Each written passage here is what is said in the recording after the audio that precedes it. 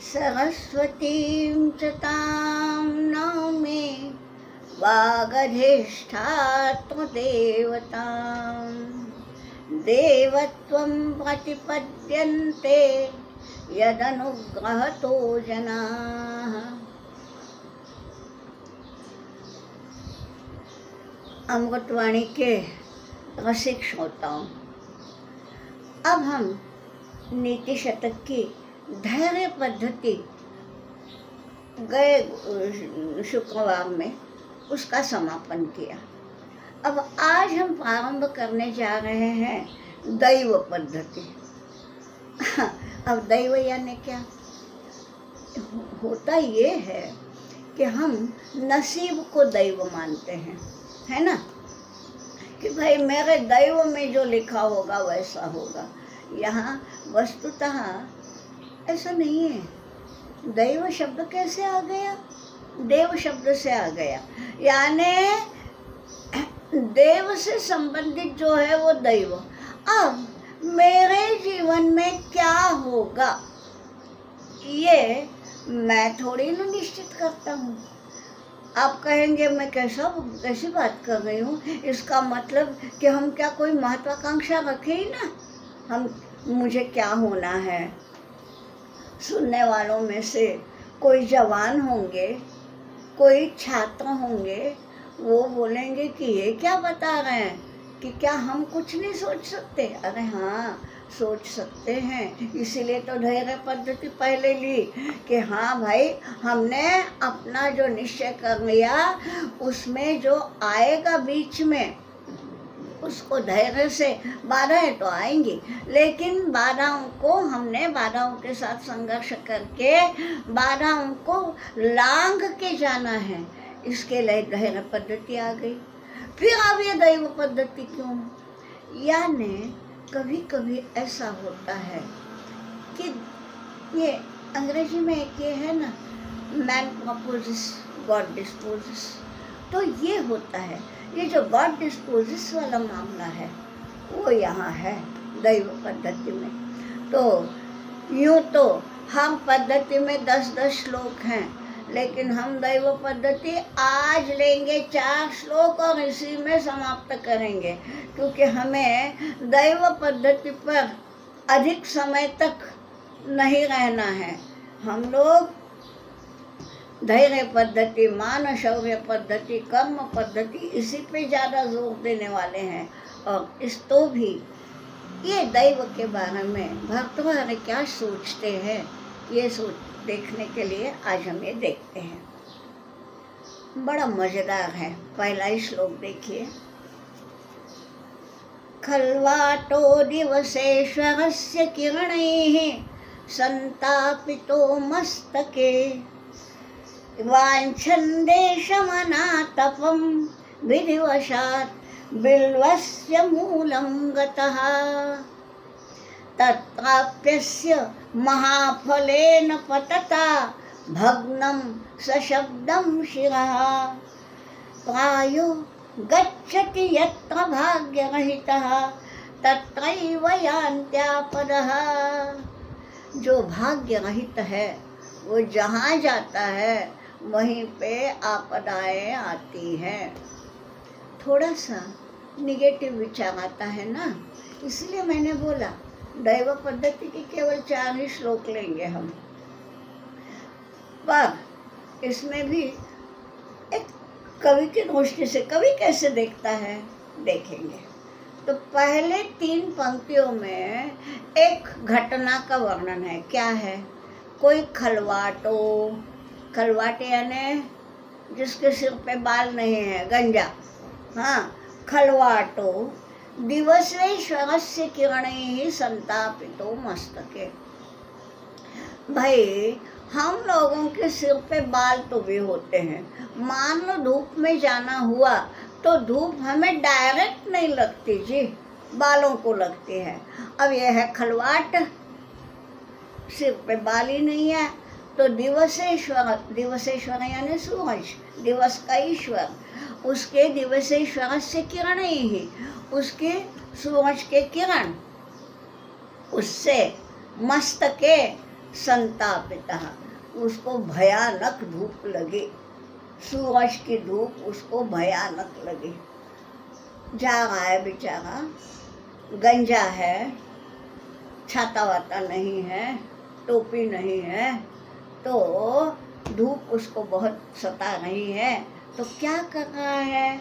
वांछन देशम अनातपम, अनातपम देशम वांछम, आतप यानी धूप, अनातप यानी जहाँ धूप नहीं है, जहाँ छाँव हो थोड़ी बहुत, ऐसा देश माने प्रदेश माने जगह।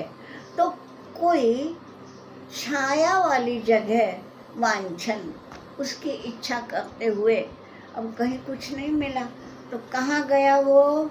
विधिवशात बिल्वस्य मूलम गतः, बिल्व, बिल्वा आप जानते हैं, बेल, बेल फल जो होता है ना, तो उसके वृक्ष में थोड़ी बहुत छाया थी, तो बिल्वस्य मूलम गतः। ये एक घटना बताई कि कोई एक गंजा है, धूप से बड़ा त्रस्त है, और कोई छांव ढूंढते ढूंढते वो बेल वृक्ष के तले आ गया, बैठा बेचारा। तो क्या हुआ? तत्रापि, वहाँ पे क्या हुआ? महाफलेन पतता, एक बेल का बड़ा सा फल पका हुआ, जो ही वो बैठा और वो बेल का फल जो है महाफल बोला है, बड़ा हुआ, वो गिरा। और कैसा गिरा जी? उसके मस्तक पे गिरा, और मस्तक पे न टोपी है, न पगड़ी है, न बाल भी है। क्या हुआ? भग्नम शिरहा, उसका शिर, उसका मस्तक ही भग्नम, फूट गया। सशब्दम, शब्द हो गया, बड़ी आवाज़ हो गई, यानी वो बेल का फल उसके मस्तक पे गिरा और मस्तक फूट गया। ये एक घटना बताई। और इस घटना के बाद कवि बोलता है, प्रायः, अक्सर क्या होता है? गच्छति यत्र भाग्यरहितः, भाग्यरहितः यत्र गच्छति, जो बेचारा भाग्यरहित है, सुदैवी नहीं है, वहीं पे आपदाएं आती हैं। अब वो बेचारा छाँव ढूंढने गया तो छाँव तो मिली ही नहीं, मिली नहीं यानी मिली ही मिली, और उसी समय उसका मस्तक फूट गया। एक तरह से हम सुन्न भी हो जाते हैं, एक तरह से सोचने भी लगते हैं कि ऐसा भी होता है। तो भाग्य रहित लोग यूँ उनका होता है, लेकिन इसके लिए हमने, ऐसा नहीं है कि इसके लिए हम नेगेटिव विचार करें, लेकिन एक घटना कवि ने देखी और उस पर कवि इस निष्कर्ष पर पहुँचे कि भाई ऐसा होता है कि ऐसा उसी के साथ क्यों हुआ?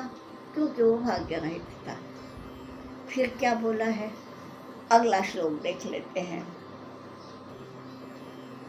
दैवेन प्रभुणा स्वयं जगति यद् यस्य प्रमाणीकृतं तद्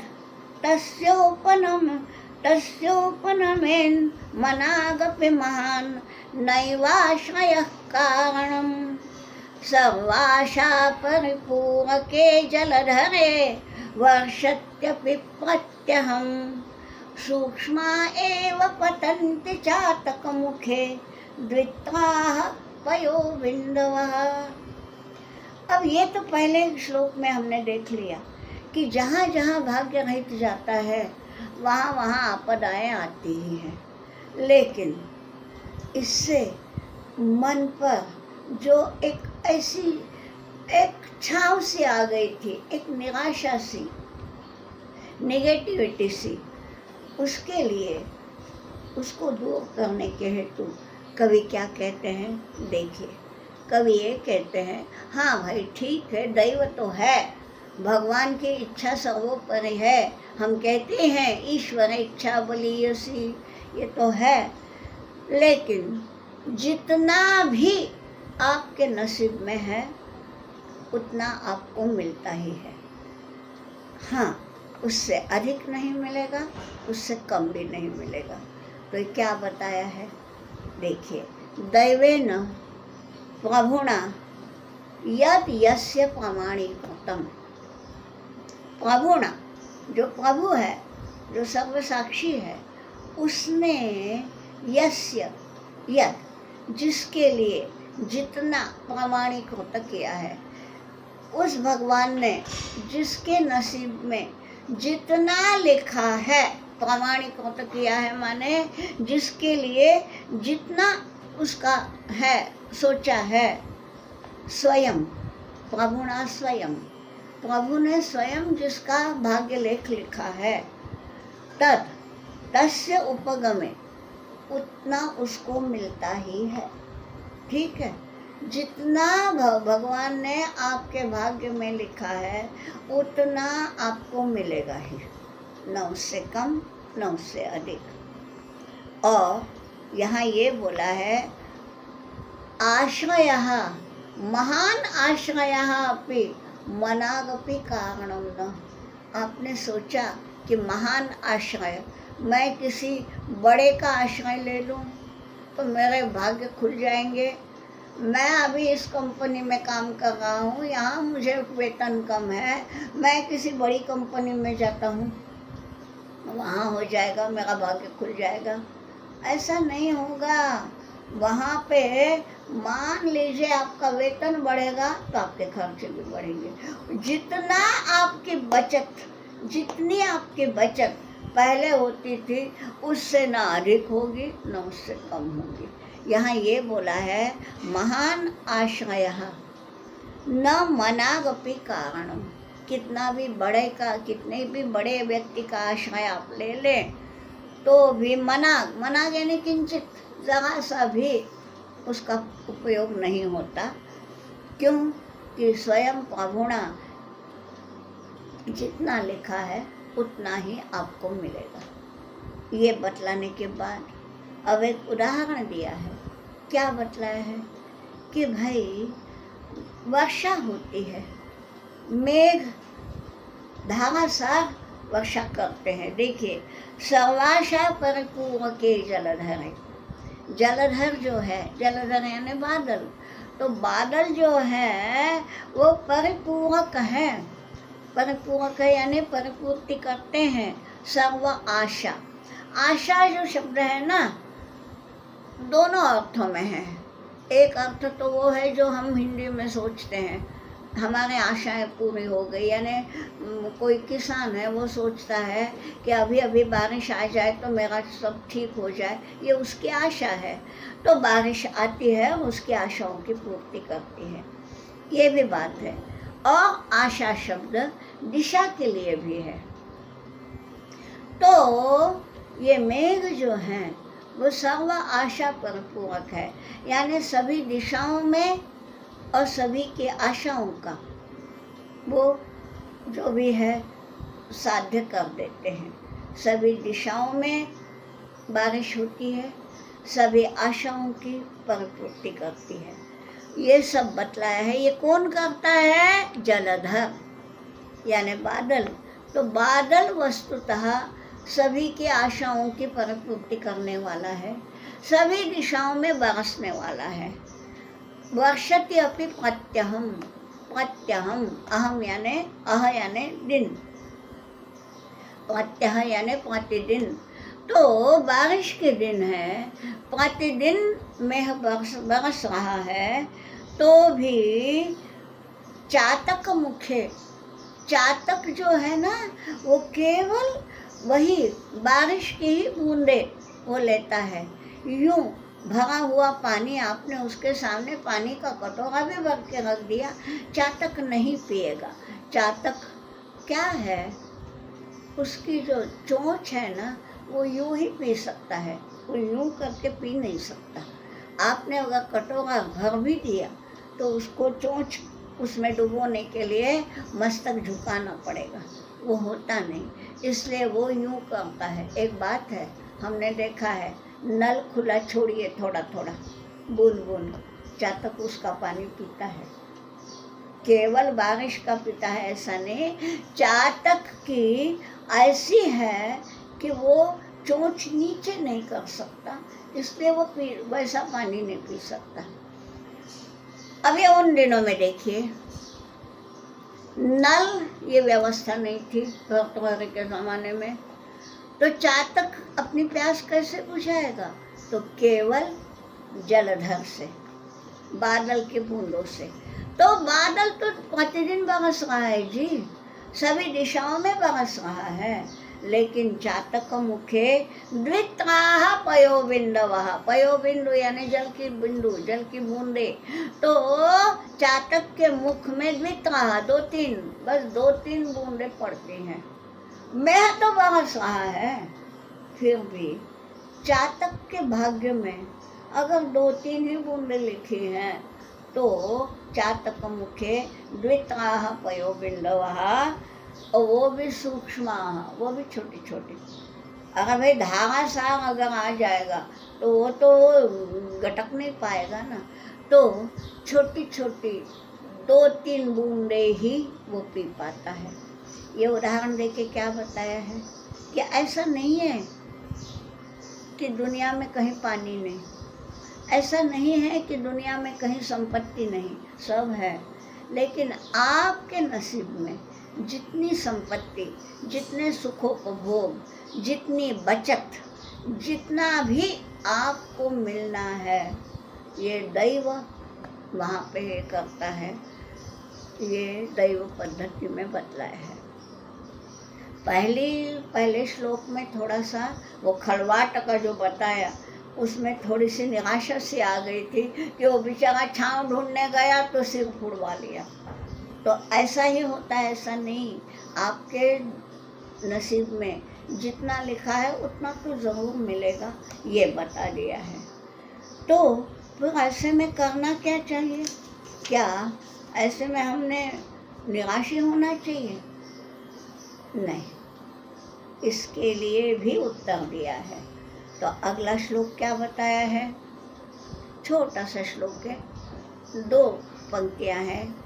प्रायः कन्दुकपातेन उत्पतत्यार्यः पतन्नपि, तथा त्वनार्यः पतति मृत्पिण्डपतनं यथा। देखिए, हर एक के जीवन में पतन होता ही है। पतन का मतलब ये नहीं कि हमारा शील भ्रष्ट हो गया, या पतन का मतलब दुर्दिन, दुख के दिन, ये तो हर एक के जीवन में आते हैं। चाहे आप सुशील हो, चाहे दुशील हो, चाहे आप सज्जन हो, दुर्जन हो, जैसे भी हो, चाहे आप बड़े ये हो, रईस हो, चाहे बिल्कुल गरीब हो, कैसे भी हो, हर एक के जीवन में कुछ न कुछ दुर्दिन आते ही हैं। यहाँ क्या बोला है कि पतन्नपि आर्यः, पहली पंक्ति देख ले, प्रायः कन्दुकपातेन पतति आर्यः पतन्नपि। जो आर्य है, आर्य यानी कौन? अभी देखिए, कुछ साल पहले वो एक थियरी चली थी कि आर्य नाम का वंश है और ये सब बाहर से आए हैं, वो ये वो सब। ऐसा कुछ नहीं है।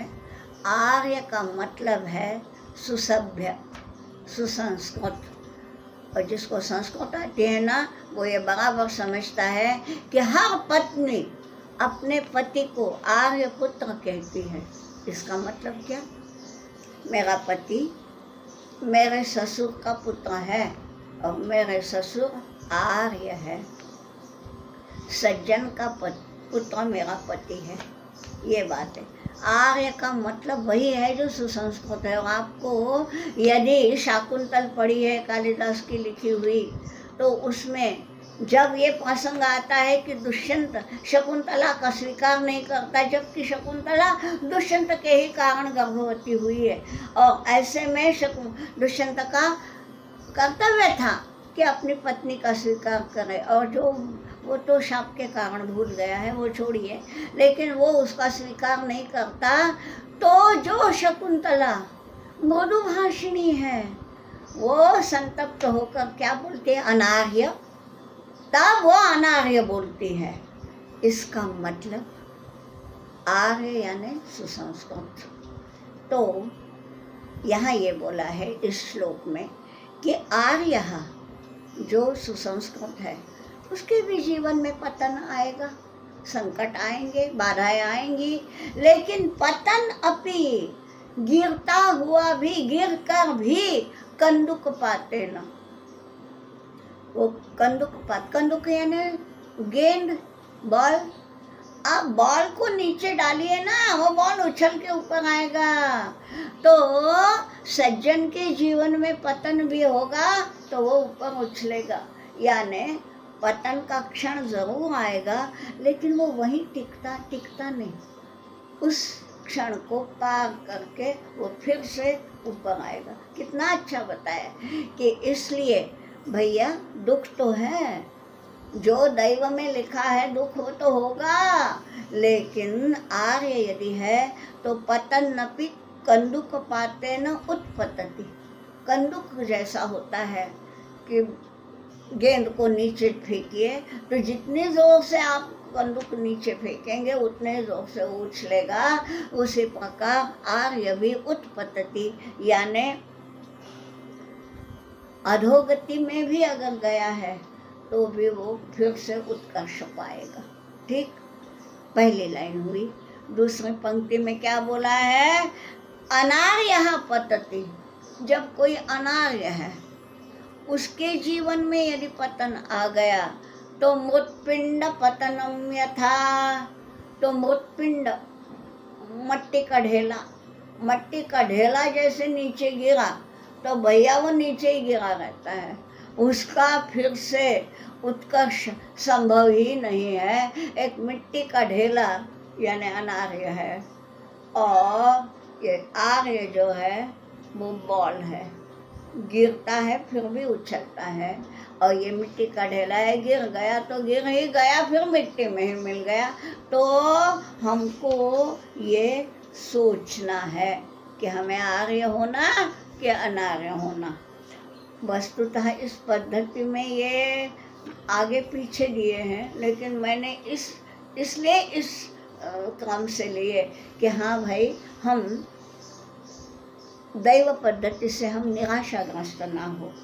तो क्या है इसके लिए जो बोला है ना, यानी ये जो कवि है, कवि साक्षात दैव को क्या सुनाते हैं वो है, यही एक अंतिम श्लोक है। ये लेके हम दैव पद्धति समाप्त करेंगे। क्या बतलाया है देखिए, विरम विरमायासादस्माद् दुरध्यवसायतो विपदि महतां धैर्यध्वंसं यदीक्षितुमर्हसि। अयि जडविधे कल्पापाये व्यपेत निजक्रमाः कुलशिखरिणः क्षुद्रा नैते नवा जलराशयः। तो ये बतलाया गया है अयि जड़ विधे। कवि विधि को, विधि यानी विधि लिखित बोलते हैं ना, विधि यानी नसीब। तो अयि जड़ विधे, आए है मूर्ख दैव। देखिए, अपने दैव को जड़ बोलने की हिम्मत केवल एक कवि कर सकता है।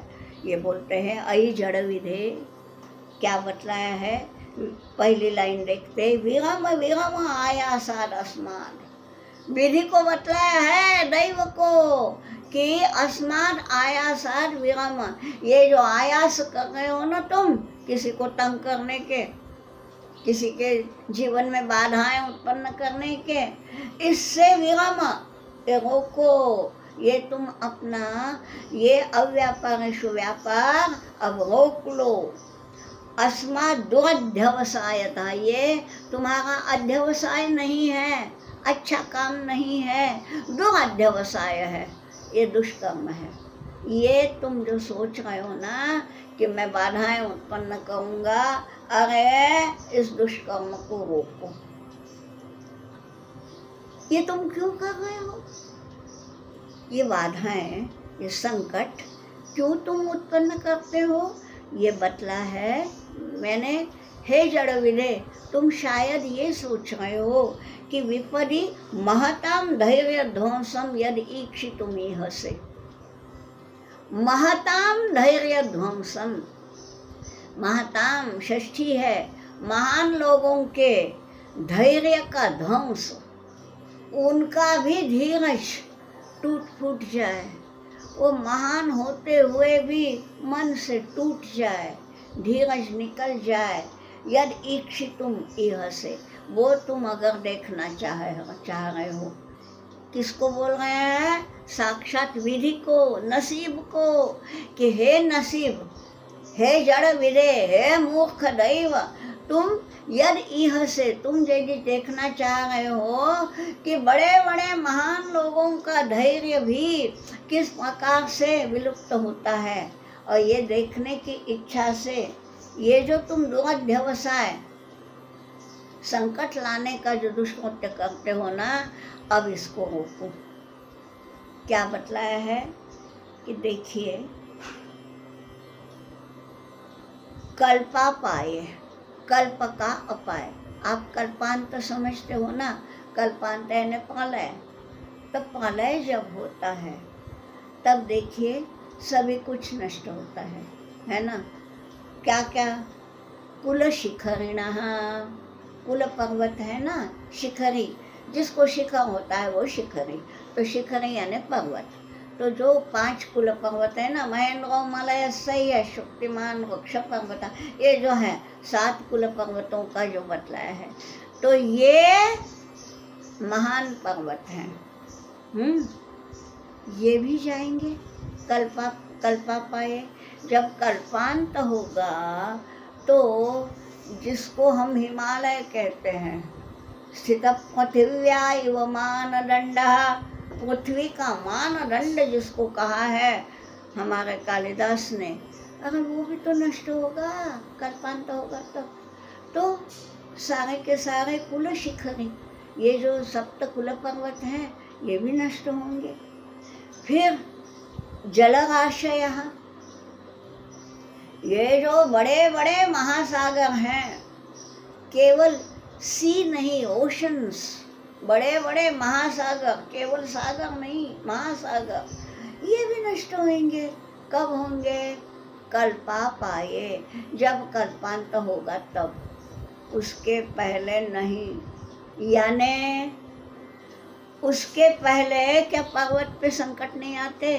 कल्पांत होगा तो सभी जाएंगे, तब वे भी जाएंगे, लेकिन इसके पहले पर्वत पे संकट नहीं आते हैं ना, लेकिन हिलता नहीं है पर्वत। जलराशि में संकट नहीं आते हैं, लेकिन सूखता नहीं। बात ये है कि ये क्षुद्रा न एते, कुल शिखरिण क्षुद्रा नैते नवा जलराशयः। ये कुल पर्वत या ये जलराशि, ये क्षुद्र नहीं होते, भले ही कल्पांत में उनका भी अंत हो जाए। व्यपेत निज क्रमाः, उस समय क्या होता है? वे व्यपेत निज क्रम, यानी उनका जो क्रम है, अब क्रम यानी क्या? समुद्र का क्रम क्या? कभी ये आना, कभी ज्वार, कभी भाटा, ये धर्म है। पर्वतों का धर्म क्या है? वनस्पतियों का या रत्नों का निर्माण करना, धातुएं भी मिलती है, रत्न भी मिलते हैं, वनस्पति भी। तो इन धर्मों से वो च्युत हो जाएंगे, अब वे नष्ट ही हो जाएंगे ना। तो जब नष्ट होंगे तो वो व्यपेत निज क्रम, तब उनका जो क्रम है, उनके क्या बोलेंगे हम, उनका जो धर्म है वो व्यपेत हो जाएगा, वो रुक जाएगा, ठीक है। लेकिन तब तक, कल्पांत तक वो अपना काम नहीं छोड़ेंगे।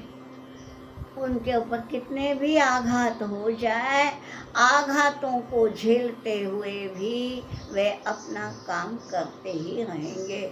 इसलिए न एते क्षुद्राः, क्या बोला है?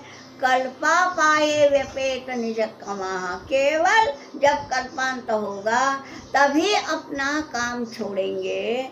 ऐसे ये कुल शिखरिणः, ये कुल पर्वत और ये जलराशयः, ये महासागर, न एते क्षुद्राः, ये क्षुद्र नहीं होते।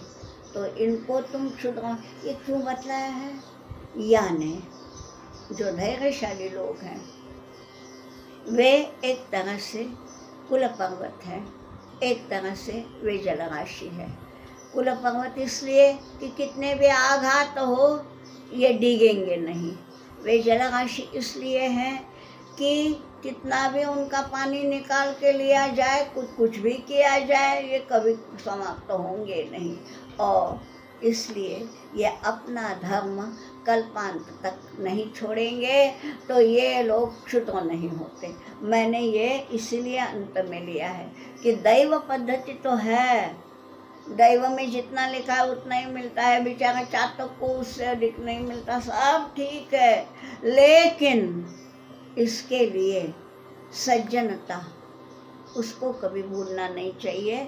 और इसलिए ये बोला है, ये केवल एक कवि ही इतना चैलेंज दे सकता है नसीब को कि आई जड़ विदे विराम, हे मूर्ख दैव अब तुम रुक जाओ।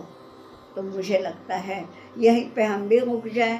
तो यहाँ पर आज दैव पद्धति का हम समापन करते हैं, यही रुकते हैं।